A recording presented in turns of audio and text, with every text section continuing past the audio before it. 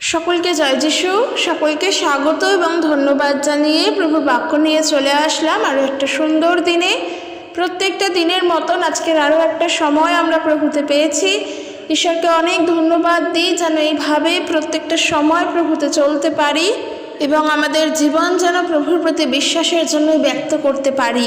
এই জীবন যেন ঈশ্বরের প্রতি বিশ্বস্ত থাকে, এই জীবন যেন প্রভুর জন্যই থাকে। তো চলো বিশ্বাসী ভাই বোনেরা, আজকের ভিডিও শুরু করি। আজকের যে বিষয় নিয়ে বলতে চাই বা আজকের যে বিষয় নিয়ে আলোচনা করতে চাই তা হলো, তোমরা অলরেডি দেখতে পেয়েছো, আজকের বিষয় হলো কি, ঈশ্বর তিনি তার লোকেদের ভোলেন না। অর্থাৎ প্রভু তিনি কখনোই তার মনোনীতদেরকে ভুলে যান না। এই বিষয় যদি দেখতে হয়, যারা আমরা পুরাতন নিয়ম পড়ি আমরা জানি যে প্রভু এই বিষয় নিয়ে এর আগে যখন এলিও ছিলেন সেই সময়ও প্রভু এই বিষয় জানিয়েছেন যে তিনি তার মনোনীতদেরকে ভুলে যাননি। তো পুরাতন শাস্ত্র থেকে দেখলে দেখা যায় এখনো পর্যন্ত প্রভু কিন্তু তার মনোনীতদেরকে ভুলে যান না। কেন এই বিষয় নিয়ে আলোচনা করতে চাই? এর কারণ অনেকগুলি আছে এবং এই বিষয়টা এই কারণের জন্যই বলতে চাই যে আমরা তো আমাদের জীবনে অনেক ওঠানামার মধ্য দিয়ে যাই, আমাদের জীবন অনেক দুর্গম পথ ধরে এগোচ্ছে। আমাদের জীবনের চলার পথ কিন্তু বন্ধুর প্রকৃতির, তা মসৃণ নয়, তা স্মুথ নয়। যেই কারণের জন্য আমাদের জীবন এত দুর্গম হয়ে চলছে, আমাদের জীবনে এত বন্ধুরতার মধ্য দিয়ে আমরা চলছি এবং এই সময় থেকে, এই জীবনে থেকেই প্রভু যিশুকে জানি। কাজেই আমাদের মনে রাখতে লাগবে যে আমি যখন প্রভু যিশুকে জানি, প্রভু কিন্তু আমাকে ভোলেন না। আশা করি তোমরা বুঝতে পারছো কেন এই কথাগুলো বলছি। কারণ আমাদের জীবনে অনেক সমস্যা, অনেক চিন্তা ভাবনা, দুঃখ কষ্ট থাকে এবং এই সমস্যাগুলো যখন আমরা ফেস করি, যখন এই সমস্যাগুলোর মধ্যে পড়ে যাই, তখন অনেক কিছু চিন্তা ভাবনা আমাদের মাথায় আসে। যেমন আমি বলতে চাই, ধরো আজকের তোমার পরিবারে সমস্ত কিছুর ঊর্ধ্বে এমন একটা পরিস্থিতি এসে দাঁড়িয়েছে যখন তোমার কোনো কিছু করার চিন্তা নেই, কোনো কিছু ভাবার চিন্তা নেই, ঈশ্বরের বিষয়ে চিন্তা করারও কোনো মাথা নেই। কিন্তু সেই সময়ও তোমাকে জানতে হবে যে তুমি প্রভু যিশুকে জানো, তোমার জীবনে প্রভু আছেন, তার প্রতি তোমার ভরসা আছেন। ঠিক এই সময়গুলোতে যখন মনে করছো প্রভু তোমার সঙ্গে আছেন, প্রভু তখন তোমাকে সান্ত্বনা প্রদান করেন। কিন্তু মাথায় রেখো, ঈশ্বর কিন্তু তোমাকে ভোলেন না।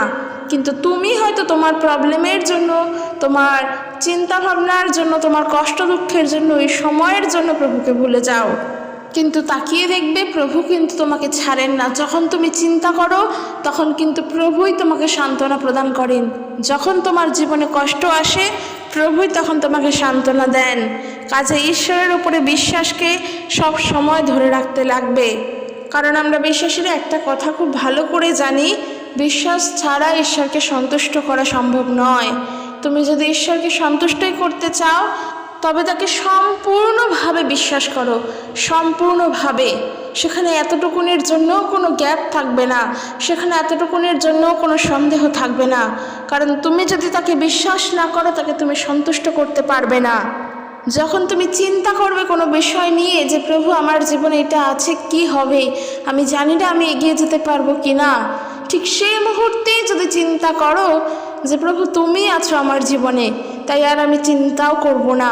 আমি জানি না আমি এগিয়ে যেতে পারবো কি না, আমি জানি না আমার সেই কাজটা সফল হব কি না, কিন্তু আমি চিন্তা আর করব না, কারণ তুমি আমার সঙ্গে আছো, আমার চিন্তার কোনো কারণ নেই। ঠিক এমন বিশ্বাস যদি প্রভুর প্রতি থাকে তাহলেই তুমি প্রভুতে সান্ত্বনা পাবে। না হলে আমি যতই তোমার নামে মন্ত্র পড়ে দিই, যতই তোমার জন্য প্রার্থনা করে দিই, আমি যতই তোমার ভালোর জন্য জল পোড়া তেল পোড়া যাই দিই না কেন, যদি তোমার মধ্যে এতটুকুনি বিশ্বাস না থাকে, তুমি সুস্থ হবে না, তুমি চিন্তামুক্ত হবে না। কাজেই নিজের বিশ্বাসের দ্বারা তুমি ঈশ্বরকে নিজে সন্তুষ্ট করো। তুমি প্রভুকে সন্তুষ্ট করছো, তুমি নিজে করছো, কেউ সেটা করে দিতে পারবে না। কাজেই তুমি বিশ্বাস করো, সেই বিশ্বাসের দ্বারাই তুমি উদ্ধার পাবে। কথা আমি নয়, কথা বাইবেল বলে। কাজে ঈশ্বরকে সন্তুষ্ট রাখার জন্য সম্পূর্ণভাবে বিশ্বাস করো। কারণ একটা কথা মাথায় রেখো, ঈশ্বর তার লোকেদের কিন্তু ভোলেন না, তিনি কিন্তু তার মনোনীতদেরকে ভুলে যান না। তিনি কিন্তু আমাদেরকে কখনো ছাড়েন না। আমরা তো তার মনোনীত সন্তান। ঈশ্বর আমাদেরকে বেছে নিয়েছেন, প্রভু যীশু আমাদেরকে বেছে নিয়েছেন, খ্রিস্টকে তো আমরা বেছে নিইনি। হাজার ভিড়ের মধ্য থেকে প্রভু আমাদেরকে মনোনীত করে নিলেন, আমরা তার মনোনীত হলাম। কাজেই কখনোর জন্যই ভেবো না বা চিন্তা করো না যে তিনি আমাদেরকে ছেড়ে দেন। তিনি আমাদের হাতকে ধরেছেন ছেড়ে দেওয়ার জন্য নয়, কিন্তু আমরা ভুল করি। আমাদের সমস্যার সময় আমরা প্রভুকে ছেড়ে দিই। সেই কারণের জন্য সব সময় চেষ্টা করবে প্রভুর প্রতি স্থির থাকা, প্রভুর প্রতি একদম নিজের যেই প্রত্যাশা আছে সেই প্রত্যাশায় স্থির থাকা, প্রভুর প্রতি বিশ্বাসকে ধরে রাখা, যেন প্রভু আমাদেরকে আশীর্বাদযুক্ত করেন। আর যখন দেখবে প্রভুর প্রতি তোমার বিশ্বাসকে তুমি স্থিরতায় রেখেছ, যে প্রভুর প্রতি তোমার দৃঢ়তা আছে, তুমি সম্পূর্ণরূপে প্রভুতে স্থির, তুমি আর অন্য কোথাও সরছো না, তুমি চিন্তাও করছো না, তোমার চিন্তা ভাবনা করার কোনো কারণও নেই, ঠিক সেই সময় আমরা আমাদের বিশ্বাসে বলিষ্ঠ হয়ে উঠতে পারবো। ঠিক সেই সময় আমরা প্রভুতে আরও বিশ্বাসে দৃঢ় হয়ে উঠতে পারবো। যেমনটা সবসময় বলি, বিশ্বাসের জীবন কাটাও, বিশ্বাসের দ্বারাই চলো এবং বিশ্বাসের উপরে ভিত্তি করেই খ্রিস্টের জীবনকে গড়ে তোলো। যেমনটা বারবার বলি, ঠিক সেইভাবে আমরা বিশ্বস্ত হয়ে উঠতে পারবো যখন আমরা জানবো প্রভু আমার সঙ্গে, যখন আমার সম্পূর্ণ ভরসা, সম্পূর্ণ বিশ্বাস, সম্পূর্ণ আশা প্রভুর ওপরে থাকবে। আর ঠিক সেই সময় একজন বিশ্বাসী হয়ে আমাদের অনেক দায়িত্ব কর্তব্য বেড়ে যায় যখন আমরা বিশ্বাসে বলিষ্ঠ হই। একটা জিনিস খেয়াল করে দেখবে, যখন একজন শিশু সে যখন প্রি নার্সারিতে পড়ে, তার যা পড়ার চাপ থাকে, নার্সারিতে এসে আরও একটু বেশি হয়, কেজিতে এসে আরও একটু বেশি, ক্লাস 1-এ আরও বেশি, ক্লাস 2-এ আরও বেশি, ক্লাস 3-তে আরও বেশি, ক্লাস 4-এ এসে আরও বেশি। এইভাবে যখন প্রত্যেকটা ধাপ, প্রত্যেকটা স্টেজে সে যায়, স্কুলের পড়াশোনা করতে করতে যখন ক্লাস 10, তখন মাধ্যমিক, যখন ক্লাস 12, তখন উচ্চ মাধ্যমিক, তারপরে গ্র্যাজুয়েশন। অর্থাৎ দেখো, যত সে ক্লাসে এগোচ্ছে তার দায়িত্ব আরও বাড়ছে, তার পড়াশোনার চাপ আরও বাড়ছে, তার পড়ার চাপ আরও বেশি করে বৃদ্ধিপ্রাপ্ত হচ্ছে, তার পড়ার কায়দা, তার পড়াশোনা করার ধরন সব পরিবর্তন হচ্ছে। একই রকমভাবে যখন প্রভু যিশুতে চলছি, আমাদের উদ্দেশ্য কি? প্রভুতে স্থির থেকে চলা। আমাদের উদ্দেশ্য কি? খ্রিস্টেতে চলা। আমাদের উদ্দেশ্য কি? নিজের জীবনকে খ্রিস্টের বিশ্বাসের জন্য ব্যক্ত করা। যেমনটা আমি শুরুতেই বললাম, কারণ আমরা জানি প্রভু আমাদেরকে ভোলেন না, প্রভু আমাদেরকে ছাড়েননি। কাজেই আমরা কেন তাহলে প্রভুকে ছাড়ার কথা চিন্তা করব? কোনো কল্পনাতেই আসবে না, কারণ ঈশ্বর ছাড়া কখনো জীবন হয় না।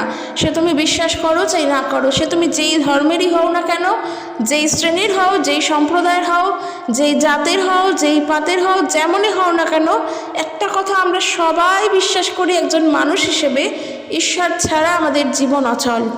সবার উপরেই আমরা সবাই নির্ভর করি, সবার উপরেই, একে অপরের উপরেই আমরা নির্ভরশীল, কিন্তু জানি আমাদের মালিক হলেন ঈশ্বর, তিনি ছাড়া আমাদের জীবন অচল। কাজে ঈশ্বরকে যখন জানি, তখন তাকে তো পরিত্যাগ করার কথা মাথাতেও আসে না।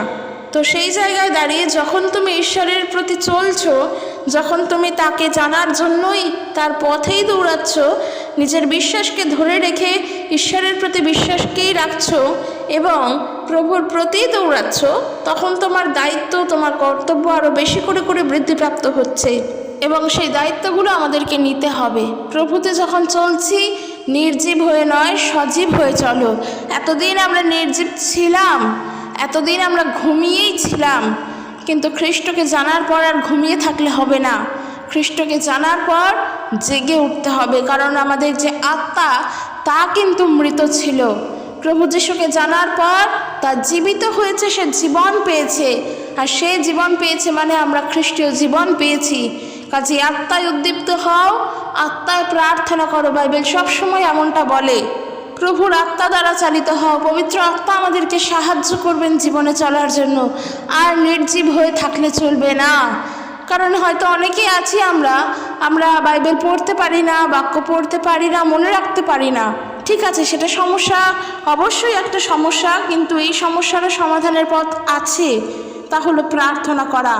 কারণ ঈশ্বরের বাক্য বলে, তুমি যখন প্রার্থনা করো তখন আত্মায় প্রার্থনা করো। প্রার্থনা তো আমরা সবাই করতে পারি, তাই পবিত্র আত্মায় প্রার্থনা করো, তুমি উত্তর সেখান থেকে পাবে। কিন্তু কেউ প্রভুতে থেকে নির্জীব হয়ে চলো না, যে যা হচ্ছে হোক, যা চলছে চলুক, আমি তো যিশুকে জানি, যিশু আমাকে জানে। আমার সঙ্গে তার সম্পর্ক শুধু বাইবেল পড়ি, প্রার্থনা করি, হয়ে যায়। কোথায় কি হচ্ছে না হচ্ছে আমার দেখার দরকার নেই। না, এমনটা চিন্তা করো না। কারণ বারবার বলছি, যখন বিশ্বাসে পরিপক্ক হচ্ছি আমাদের দায়িত্ব বাড়ছে। নিজেকে নিয়ে এতদিন চিন্তা করতাম, কিন্তু এখন চিন্তা করার, এখন ভাবনা ভাবার পরিসর আমাদের বৃদ্ধি করতে হবে। এতদিন শুধু আমরা নিজেকে নিয়ে ভাবতাম, কিন্তু এখন আমরা আমাদের মণ্ডলীর প্রত্যেক সদস্যকে নিয়ে চিন্তা করব। এতদিন শুধু আমি আমার রাজ্যকে নিয়ে ভাবতাম, এখন আমি আরও প্রতিবেশী রাজ্য, প্রতিবেশী দেশকে নিয়ে চিন্তা করব। নিজের ভাবনাকে, পরিসরকে, নিজের ভাবনাকে বৃদ্ধি করতে হবে। তার কারণ কি? তার কারণ ঈশ্বরের সন্তান হলাম আমি। আমার মণ্ডলীর লোকেরা ঈশ্বরের সন্তান নন। পশ্চিমবঙ্গে আমি বাস করি, আমি ঈশ্বরের সন্তান। আমার পশ্চিমবঙ্গের বাইরে যারা আছে তারা কি ঈশ্বরের সন্তান নন? কাজেই আমাদের চিন্তা ভাবনার পরিসরকে বৃদ্ধি করতে হবে। ওই যে বললাম যে দায়িত্ব বাড়ছে, কারণ বিশ্বাসে পরিপক্ক হচ্ছি। কারণ আমরা জানি, আমরা প্রভুকে বিশ্বাস করি, তার উপরেই আমাদের প্রত্যাশা, তার উপরেই আশা, তার উপরেই আমাদের বিশ্বাস, আমাদের ধার্মিকতা, সব কিছু তাকে নিয়েই। কাজেই তাকে যখন বিশ্বাস করি, নিজেকে বৃদ্ধি করতে হবে। আর আমরা দেখব রোমিও তার 15 অধ্যায় 1 পদ থেকে এখানে ঈশ্বরের বাক্য বলছে, সাধু পৌল এমনটা শিক্ষা দিচ্ছেন, আমাদের মধ্যে যারা বিশ্বাসে বলিষ্ঠ হয়েছি তাদের কর্তব্য যেন তারা বিশ্বাসে সবল, তাদের দুর্বলতায় সাহায্য করি, যেন নিজেদের খুশি করার চেষ্টা না করি। দেখো, এখানে একটা খুবই গুরুত্বপূর্ণ বিষয় বলা আছে। আমরা যারা বিশ্বাসে বলিষ্ঠ হয়ে উঠছি, আমাদের কর্তব্য, আমাদের প্রয়োজন, আমাদের দায়িত্ব তা কি? যারা বিশ্বাসে সবল তাদের দুর্বলতায় যেন সাহায্য করি। অর্থাৎ এরকম হতেই পারে যে তুমি তোমার বিশ্বাসে অবশ্যই স্ট্রং, তুমি তোমার বিশ্বাসে অবশ্যই দৃঢ়, কিন্তু যখন তোমার দুর্বল সময়, যদি তোমার বিশ্বাসেও কোনো দুর্বলতা চলে আসে, যেন আমরা এইভাবে একে অপরকে সাহায্য করতে পারি। কারণ প্রভু যিশুকে শুধু জানতে হয় বলে জেনে গেলাম, তাকে শুধু বিশ্বাস করতে হয় বলেই করে গেলাম, কোনো প্রশ্ন মনে আসলো না, কোনো প্রশ্ন করলাম না, কিংবা কোনো প্রশ্নের জন্য আমার বিশ্বাস দুর্বল হলো না, এমনটা যেন না হয়।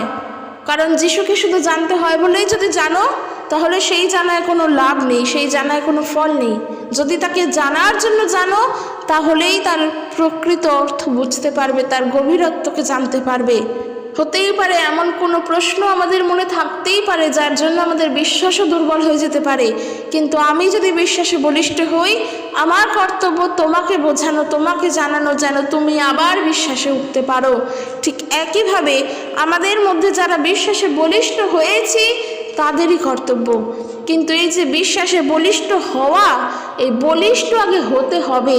তার জন্য যেমন শুরুতে বললাম, মাথায় রাখতে হবে সকল সময়ের জন্য যে ঈশ্বর তার সন্তানদেরকে, তার মনোনীতদেরকে তিনি ভোলেন না। তাকে সব সময়ের জন্য এটা মাথায় রাখতে হবে যে প্রভু তিনি আমাদের সঙ্গে সব সময় আছেন। হয়তো এই বিশ্বাস আমাদের অনেকের মধ্যে আছে, কিন্তু আবার এই বিশ্বাসের থেকেই আমরা মাঝে মাঝে হারিয়ে যাই। কাজে এই যে হারাচ্ছি, আবার সেই বিশ্বাসকে করছি, সেই বিশ্বাসে দৃঢ় হচ্ছি, তার জন্য যেন এই জিনিসটা না হয়, আগে নিজেকে বলিষ্ঠ হতে হবে।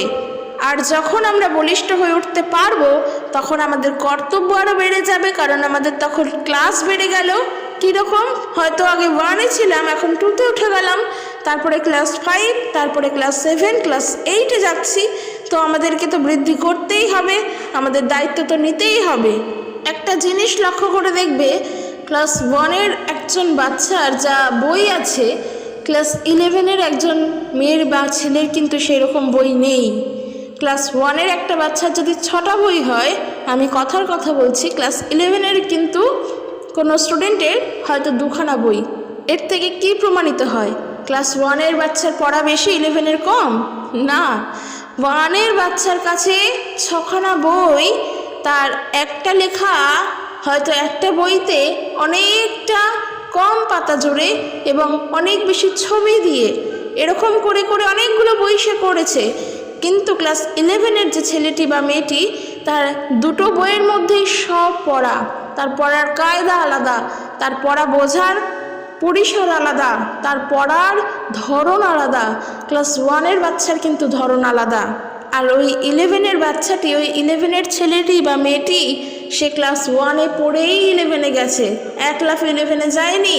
ঠিক একইভাবে নিজেদের বিশ্বাসকে ধরে রাখার জন্য, নিজেদের বিশ্বাসকে বৃদ্ধি করার জন্য আমাদের ঠিক ওই 11-12-এর পড়ার মতন তৈরি করতে হবে। আর তার জন্য আমরা কতগুলো ধাপ যে পেরোবো, অর্থাৎ 1 2 3 4 5 6 করে করে 11-এ 12-এ গিয়ে পড়ছি, তারপরে কলেজে যাচ্ছি। তখন আমাদের বই একখানাই হবে, কিন্তু আমাদের চিন্তা ভাবনা, আমাদের চলন ফেরন, আমাদের কথাবার্তা, সমস্ত কিছুর ধরন পরিবর্তন হবে। ঠিক ওই 11-12-এর বাচ্চার মতো নিজেকে তৈরি করো। জাস্ট আমি উদাহরণ দিচ্ছি। অর্থাৎ শিশু হয়ে থেকো না, প্রভুতে নির্জীব হয়ে থেকো না। আস্তে আস্তে নিজেকে বৃদ্ধি করো, আর যখন বৃদ্ধি করবে তোমার দায়িত্ব বাড়বে। সেটাই বলছে যেন আমরা নিজেদের খুশি করার চেষ্টা না করি। খুবই গুরুত্বপূর্ণ কথা। অনেকেই আছি যারা নিজেকে খুশি করার চেষ্টা করি, যে এতে আমি খুশি হচ্ছি, মানুষ আমাকে অ্যাপ্রিসিয়েট করছে, আমাকে প্রশংসা দিচ্ছে, এতে আমার গৌরব হচ্ছে, এতে আমার নিজের ভালো লাগছে। বাইবেল পড়ছি আমি, আমার নিজের ভালো লাগছে এই পদগুলো, তাই আমি এগুলো পড়ছি এবং মানুষের কাছে বলছি। না, যখন তোমার বিশ্বাসে তুমি বেড়ে উঠছো, তোমার প্রথম মাথায় যা থাকবে তা হলো, যে বিশ্বাস করে না বা যার বিশ্বাস দুর্বল তাকে আমি সাহায্য করব। কারণ আমার নিজেকে খুশি করার মতন কিছুই নেই। যা পাওয়ার তা তো আমি পেয়ে গিয়েছি, প্রভু তো আমাকে দিয়ে দিয়েছেন। যা যা দরকার প্রভু আমাকে সব দিয়ে দিয়েছেন। এখন যে জানে না তাকে তো আমি জানাবো, না হলে তো সে জানতে পারবে না। তাহলে আমার নিজেকে খুশি করার এখানে কী ব্যাপার আছে? আশা করি তোমরা বুঝতে পারছো। আমি উদাহরণস্বরূপ বলি, যখন আমরা প্রভুর প্রার্থনা করি, কি বলি? হে আমাদের স্বর্গস্থ পিতা, তোমার নাম পবিত্র বলিয়া মান্য হোক, তোমার রাজ্য আসুক। এই যে ঈশ্বরের রাজ্য আসবে, এই রাজ্য কোথা থেকে আসবে? হঠাৎ করে স্বর্গ থেকে নেমে আসবে? হঠাৎ করে উপর থেকে নেমে আসবে? না, তা নয়। এই রাজ্য আমাদেরকেই আনতে হবে। কিভাবে আনবো? আমরা যখন প্রার্থনা করি কি বলি? যে প্রভু তুমি আমাদের অপরাধ ক্ষমা করো, যেমন আমরাও আপন আপন অপরাধীকে ক্ষমা করিয়াছি। প্রভুর কাছে আমরা ক্ষমা চাই, তারপর বলি যেমন আমরাও ক্ষমা করেছি। যে আমরা করেছি, আমরা যেন পরীক্ষায় না পড়ি, আমাদেরকে ক্ষমা করো, আমাদের খাদ্য সকল দাও। আমরা এই যে সমস্ত কিছু আমাদের বিষয়টা নিয়ে বলছি, যে তোমার রাজ্য আসুক, অর্থাৎ আমরা যেন তোমার রাজ্যকে আনতে পারি, এটা চাহিদা প্রভুর কাছে। প্রভু বলছেন আমি জগতের জ্যোতি, তাই তোমরাও জগতের জ্যোতি হও। যে আলো প্রভু আমাদের মধ্যে প্রকাশ করেছেন, প্রভুরই সেই আলো যেন আমরাও আরও সবার কাছে পৌঁছে দিতে পারি। সেখানে নিজেকে যেন খুশি করার চেষ্টা না করি। কারণ যখন আমরা বিশ্বাসে বলিষ্ঠ, যখন আমরা ঈশ্বরের সেবা কার্য করছি, যখন আমরা প্রভুর জন্য রয়েছি, তখন আমরা নিজেকে দেখব না, বরং যে প্রভুকে এখনো জানেনি, যে এখনো প্রভু যিশুতে আসতে পারছে না, যে পড়ে যাচ্ছে, তাকে ফেলে দেওয়া হচ্ছে, সে বন্দি দশার মধ্যে এখনো রয়েছে, তাদেরকে মুক্ত করার জন্য, তাদেরকে বন্দি দশার থেকে বের করে নিয়ে আসার জন্য, তাদেরকে প্রভুর কথা জানানোর জন্য আমরা প্রভুর সেবা কার্য করব। তখনই আমরা বিশ্বাসে বলিষ্ঠ হয়ে অপরকে সাহায্য করতে পারবো, যেটা বাইবেল বলছে। 2 পদে বলছে আমরা প্রত্যেকে বরং অপরকে খুশি করার চেষ্টা করব, তা করলে তাদের সাহায্য করা হবে। তারা যেন বিশ্বাসে বলবান হয়ে উঠতে পারে, সে চেষ্টা আমাদের অবশ্যই করা উচিত।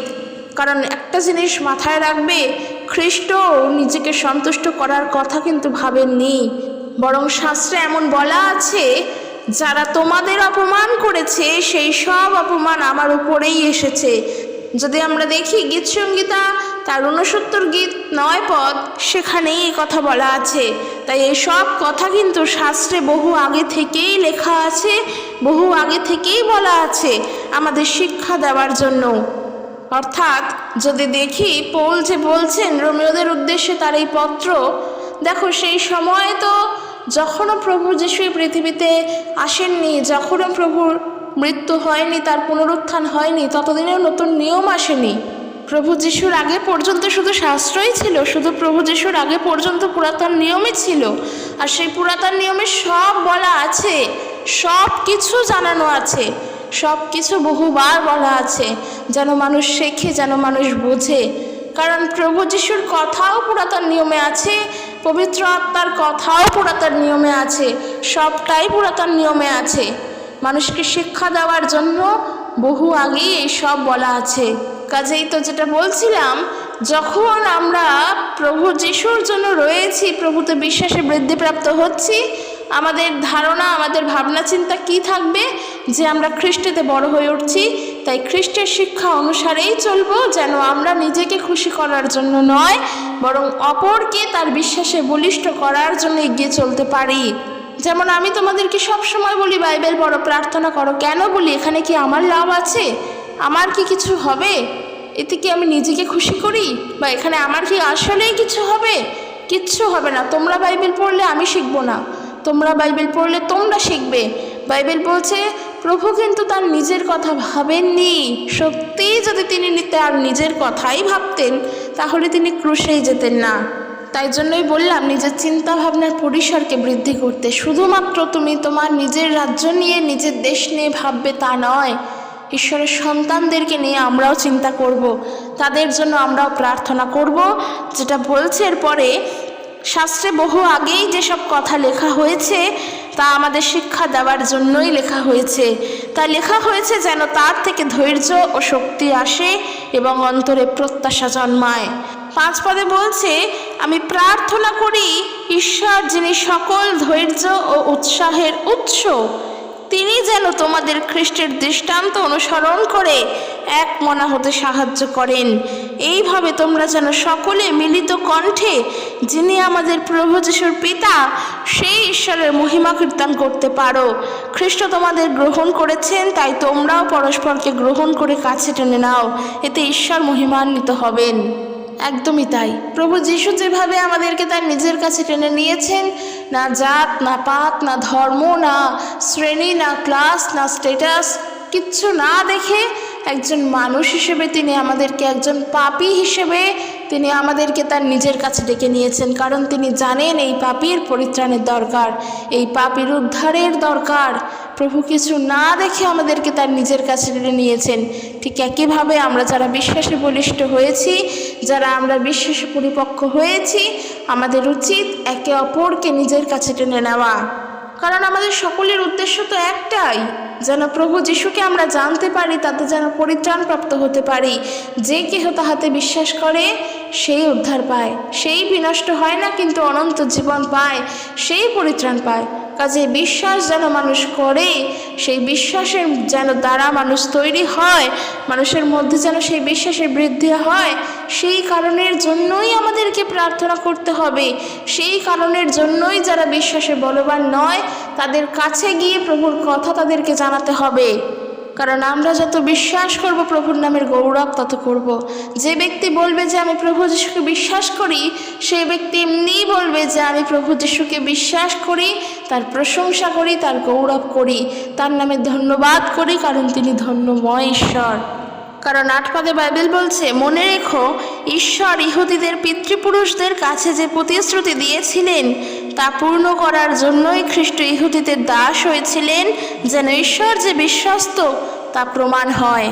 অর্থাৎ প্রভু ঈশ্বর ইহুদিদেরকে তো সেই প্রতিশ্রুতি দিয়েছিলেন যে একজন পরিত্রাতা আসবেন, আর প্রভু যিশু কিন্তু ইহুদিতেই বা ইহুদি জাতিতেই কিন্তু জন্মগ্রহণ করেছিলেন।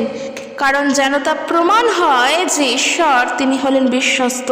অর্থাৎ ঈশ্বরকে যে বিশ্বাস করা যায়, তাকে যে বিশ্বাস করতে হয়, তা যেন প্রমাণ হয়। খ্রিস্ট এই কার্য সাধন করলেন যেন ইহুদিরা তার দয়া পেয়েছে বলে তার গৌরব করে। আমরাই তো ছিলাম, আমরাই তো ইহুদি, আমরাই তো পরজাতীয় ছিলাম, কিন্তু দেখো আজ আমরা ঈশ্বরের গৌরব করছি, যেন আমরাও জানতে পারি প্রভুই সেই ঈশ্বর, যিনি ঈশ্বরের পুত্র, যার কাছেই আছে সেই পরিত্রাণ। তাকে বিশ্বাস করলেই আমরা উদ্ধার পেতে পারি। এটা বাইবেল বলছে ইহুদিরা তার দয়া পেয়েছে বলে তার গৌরব করে। শাস্ত্রে যেমন আছে, এই জন্যই ইহুদিদের মধ্যে আমি তোমার গৌরব করব, তোমার নামের প্রশংসা করব। শাস্ত্রে সব কিছুই বলা আছে। আবারও বলছি, পুরাতন নিয়ম যারা পড়বে তারা জানবে, শাস্ত্রে সব জানানো আছে, সব বলা আছে। পুরাতন নিয়ম না জানলে নতুন নিয়ম বোঝা সম্ভব নয়, পুরাতন নিয়ম না পড়লে নতুন নিয়ম জানা সম্ভব নয়। কাজেই শাস্ত্রে সব বলা আছে। তো যেটা আমি বলতে চাই তা হলো ঈশ্বরকে বিশ্বাস করো এবং বিশ্বাসে বলিষ্ঠ হও। শুরুতে যে বললাম যে ঈশ্বর তার লোকেদেরকে কখনো ভোলেন না। যখন তুমি প্রভুকে বিশ্বাস করতে শুরু করবে, তুমি প্রভুর থেকে তখন দূরে আর কোথায়? তখন তো তুমি প্রভুর সঙ্গেই। কারণ প্রভুকে তুমি বিশ্বাস করছো, তার প্রতি তোমার বিশ্বাসকে তুমি ধরে রেখেছো, তার প্রতি তোমার প্রত্যাশা আছে, তাকে তুমি বিশ্বাস করো, তাই তো? আর যখন তাকে তুমি বিশ্বাস করো তখন জানবে প্রভুও তোমাকে বিশ্বাস করেন। কারণ ঈশ্বরও জানেন যে তুমি তাকে ঠকাবে না। ঈশ্বরও জানেন তার প্রতি তোমার সম্পূর্ণ আস্থা আছে। তাই এটা মাথায় রেখো, প্রভুও কিন্তু তোমার প্রতি আস্থা রাখেন, তোমার প্রতি ভরসা রাখেন। তাই তিনি তোমাকে ভোলেন না। তোমার জীবনে যেমন সমস্যা, যেমন প্রবলেম আসুক, প্রভু তার লোকেদেরকে কখনোই ভোলেন না। তিনি কখনোই আমাদেরকে পরিত্যাগ করেন না। কারণ তিনি হলেন বিশ্বস্ত। তাকে বিশ্বাস করা যায় তা তিনি নিজেই দেখিয়ে দেন। তাকে যে বিশ্বাস করতে হয় তা তিনি নিজেই প্রমাণ করে দেন। কিন্তু আমরা করি ভুল, প্রভুর থেকে আমরা সরে যাই। প্রভুর থেকে আশীর্বাদ পাওয়ার পরেও আমরা প্রভুর কাছ থেকে নিজেদেরকে সম্পূর্ণভাবে দূরে সরিয়ে নিয়ে চলে যাই। চিন্তাও করি না প্রভুর জন্য, ভাবিও না। সারা দিনের মধ্যে এতগুলো সময় আমরা অতিক্রম করি, একটা সময়ও আমরা ঈশ্বরের কথা চিন্তা করেও দেখি না। নিজেদের কাজ নিয়ে, নিজেদেরকে নিয়ে, নিজেদের প্রবলেমকে নিয়েই আমরা ব্যস্ত থাকি। প্রার্থনায় যখন যাই, মণ্ডলীতে যাই, শুধু সেই সময়টুকু, হয়তো সেই সময়গুলোও সম্পূর্ণ মন দিয়ে প্রভুর প্রার্থনাও করি না, বাইবেলের বাক্যও শুনি না। তাহলে এরকম করলে কি করে প্রভু তোমার প্রতি আস্থা রাখবে? কারণ তোমার সঙ্গে তো ঈশ্বরের সম্পর্ক হয়েছে। তুমি যেভাবে তাকে বিশ্বাস করো, তিনিও তোমার প্রতি আস্থা রাখেন যে তোমাকে দিয়ে এই কাজটা করানো যাবে। সেই কারণের জন্যই তিনি তোমাকে মনোনীত করেছেন। প্রভু তো জানেন কাকে দিয়ে কি করানো যায়। প্রভু তো তার ইচ্ছা অনুসারেই আমাদেরকে চালনা করেন। কাজেই আমরা যদি অবিশ্বস্ত হয়ে পড়ি, আমরাই যদি প্রভুর কাছ থেকে সরে যাই, তাহলে কি করে প্রভু আমার প্রতি ভরসা রাখবেন? নিজেকে তৈরি করতে হবে সেইভাবে। কারণ বাক্যে বলছে কি যে আমি প্রার্থনা করি, পৌল বলছেন আমি প্রার্থনা করি ঈশ্বর যিনি সকল ধৈর্য ও উৎসাহের উৎস, তিনি যেন তোমাদের খ্রিস্টের দৃষ্টান্ত অনুসরণ করে একমনা হতে সাহায্য করেন। ঈশ্বর তিনি হলেন সকল ধৈর্য, সকল প্রত্যাশা, সকল উৎসাহ, সমস্ত কিছুর উৎস। তিনি হলেন উৎস, তার থেকেই সকল কিছু। তাহলে নিজেকে ধৈর্যে রাখার জন্য, নিজেকে প্রত্যাশার প্রতি বিশ্বস্ত রাখার জন্য ঈশ্বরের কাছে প্রার্থনা করো, ঈশ্বরের কাছে চাও, ঈশ্বরের কাছে প্রার্থনা করো প্রভু যিশুর নামেতে। কারণ প্রভু যিশু হলেন দৃষ্টান্ত, তাকে ফলো করে, তাকে অনুসরণ করে চলতে হয়। তাই প্রভু কখনোই আমাদেরকে পরিত্যাগ করেন না, তার লোকেদেরকে ভুলে যান না। কাজেই প্রভু যিশুকে জেনে আমাদের দায়িত্ব বেড়ে যায়, নিজেদের বিশ্বাসকে আরও বলিষ্ঠ করে তুলতে হয়। আর শুধু তাই নয়, যে ব্যক্তি প্রভু যিশুকে জানে না, যে বিশ্বাসকে জানে না, যে এখনও বিশ্বাসী হয়নি, যার বিশ্বাস এখনও দুর্বল, এবং যেই ব্যক্তি বিশ্বাসে সবল হয়েও দুর্বল, আমাদের কর্তব্য তাদেরকে ধরা, তাদেরকে সব সময়ের জন্য বোঝানো, তাদেরকে বলা এবং তাদেরকে সাহায্য করা, যেন নিজেকে নিয়ে না ভাবি, যেন নিজেকে খুশি করার চেষ্টা না করি। কারণ বাইবেলে প্রভু যিশু কিন্তু তা কোথাও করেননি। যদি নিজেকে নিয়ে খুশি করারই চেষ্টা করতেন, তাহলে গেতসেমানি বাগানে গিয়ে যখন তিনি প্রার্থনা করলেন, পিতার কাছে এই বলে প্রার্থনা করলেন যে পিতা আমার কাছ থেকে এই পানপাত্র দূরে সরিয়ে নিন, তারপরেও তিনি একটি বাক্য বললেন যে তদ্রূপ তোমার ইচ্ছা। তিনি তাঁর প্রার্থনার মধ্য দিয়ে ঈশ্বরের কাছে, ঈশ্বরের ইচ্ছাই যেন তার জীবনের জন্য পূর্ণ হয়, সম্পূর্ণ ভার ঈশ্বরের ওপরেই ছাড়ল। তারপরেও কিন্তু তিনি নিজেকে বলেননি যে তুমি আমার কাছ থেকে এগুলো সরিয়ে নাও, আমি ক্রুশে যাব না, আমি ক্রুশে প্রাণ দেব না।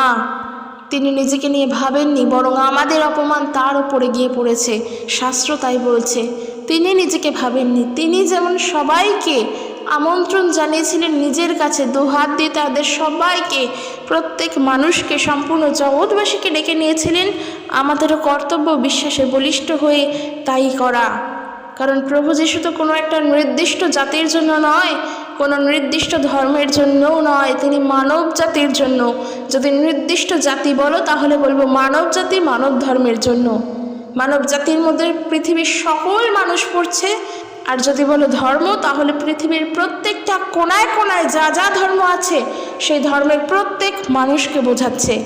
তিনি এসেছিলেন মানুষের জন্য, তিনি আমাদেরকে আপন করে নিয়েছিলেন। তাই আমরাও যেন প্রভু যিশুকে জেনে তাতে বলিষ্ঠ হয়ে, তার বিশ্বাসে দৃঢ় হয়ে একে অপরকে আপন করে নিই। কিন্তু এই সমস্ত কিছু করার আগে আমাদেরকে যা করতে হবে তা হলো নিজেকে আগে বলিষ্ঠ হতে হবে। সেই বিশ্বাসের দ্বারা নিজেকে আগে বলিষ্ঠ হয়ে উঠতে হবে। কারণ আমাদের বিশ্বাসের দ্বারা আমাদেরকে বলিষ্ঠ হয়ে উঠতে হলেই আগে কতটা সময় লাগে, কতবার আমরা পড়ব, আমরা কতবার উঠব, কতবার আমাদের বিশ্বাস হারিয়েও যেতে পারে। কিন্তু আগে নিজের বিশ্বাসকে বলিষ্ঠ করো, নিজেকে আগে নিজের বিশ্বাসের প্রতি স্ট্রং করো। আমার জীবন, আমার খ্রিস্টীয় জীবন বিশ্বাসের উপরে ভিত্তি করেই যেন হয়, তার জন্য আগে প্রার্থনা করো। নিজের বিশ্বাসকে আগে দৃঢ়তায় আনো, তারপর অপরকে সাহায্য করা। কিন্তু তার জন্য যা দরকার তা হলো প্রার্থনা করা। কারণ ওই যে বাক্য বলল, ধৈর্য এবং উৎসাহের উৎসই হলো ঈশ্বর। তার কাছে প্রার্থনা করো, সমস্ত কিছু তিনি দান করবেন। যা যা দরকার, আত্মিক জীবনে বেঁচে থাকার জন্য যা যা প্রয়োজন, সব কিছু তিনি দেন। তার কাছে না চাইতেই তিনি তা দেন, কারণ তিনি জানেন তা আমাদের প্রয়োজন। শুধু তাই নয়, আমাদের দৈনন্দিন জীবনের জন্য সমস্ত কিছুই তিনি দেন। খাদ্য, অন্ন, বস্ত্র, বাসস্থান সবটাই তার দেওয়া, সবটাই তার দান। এই যে আমরা জীবন পেয়েছি, এই জীবনটাই তার দেওয়া। তাই তার প্রতি বিশ্বস্ত থাকো, এবং তাকে যে বিশ্বাস করা যায়, তিনি যে বিশ্বস্ত তার অনেক প্রমাণ তিনি নিজেই দিয়েছেন।